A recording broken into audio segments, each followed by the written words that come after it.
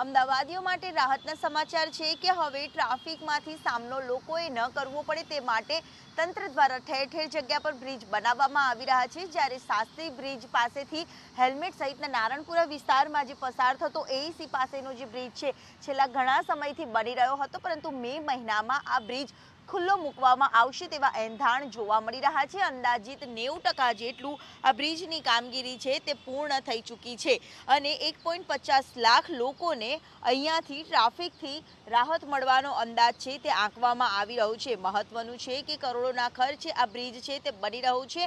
અંદાજિત પલ્લવ પ્રગતિનગર ફ્લાયઓવર બ્રિજનો ખર્ચ 105 કરોડ રૂપિયાનો બતાવવામાં આવી રહ્યો છે। મહત્વનું છે કે અજય ઇન્ફ્રાસ્ટ્રક્ચરને આ બ્રિજ બનાવવાની કામગીરી આપવામાં આવી હતી। જો કે હાટકેશ્વરના વિવાદિત બ્રિજને લઈને આ બ્રિજની કામગીરી છે તેના પર રોક લગાવવામાં આવી હતી। જો કે આ બ્રિજ છે તે હવે બંને સાઈડથી બનીને 90% જેટલી કામગીરી પૂર્ણ થઈ ચૂકી છે, એટલે કે આગામી મે મહિના સુધીમાં રાહદારીઓ માટે અને વાહન ચાલકો માટે આ બ્રિજ છે તે ખુલ્લો મૂકવામાં આવશે, જેના કારણે ટ્રાફિકથી મોટી રાહત શહેરીજનોને થશે।